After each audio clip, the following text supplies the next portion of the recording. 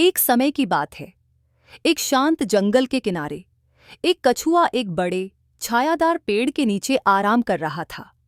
उसके ऊपर एक छोटी चिड़िया ने पेड़ की शाखाओं के बीच अपना घोंसला बना लिया था।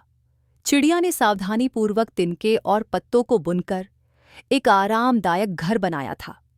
वह खुशी से चहचहाते हुए अपने घोंसले को अंतिम रूप दे रही थी। कछुए ने ऊपर देखा और चिड़िया के घोंसले को देखकर अपनी टिप्पणी करने से खुद को रोक नहीं पाया। कितना घटिया घर है तुम्हारा, कछुआ ताने मारते हुए बोला। जरा इस घिसे पिटे घोंसले को देखो, यह टूटी फूटी टहनियों और पत्तों से बना है।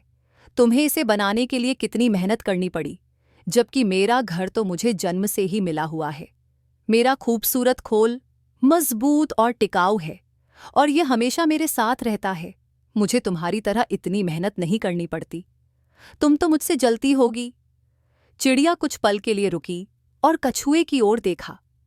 गुस्सा किए बिना उसने शांत स्वर में जवाब दिया, शायद तुम सही हो श्रीमान कछुआ।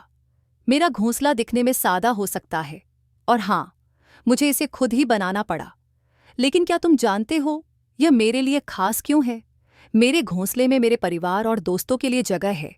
मैं उन्हें अपने घर में आमंत्रित कर सकती हूँ और उनके साथ अपना स्थान बांट सकती हूँ। मेरा घर प्यार और साथ से भरा हुआ है। कछुए ने भौहें चढ़ाते हुए सोचा और कुछ समझ नहीं पाया। तो चिड़िया ने आगे कहा, तुम्हारा खोल मजबूत हो सकता है और यह हमेशा तुम्हारे साथ रहता है, लेकिन यह सिर्फ तुम्हारे लिए है। तुम उसमें अकेले रहते हो और कोई और तुम्हारे घर में शामिल नहीं हो सकता।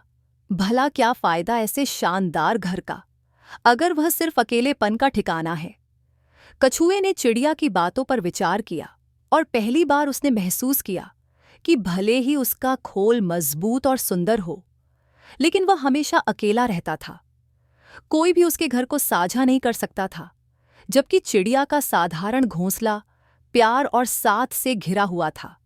उस दिन के बाद कछुए ने अपने खोल के बारे में डींग मारना बंद कर दिया और समझ लिया कि असली घर वही होता है जहां गर्मजोशी, प्यार और दोस्तों और परिवार का साथ होता है।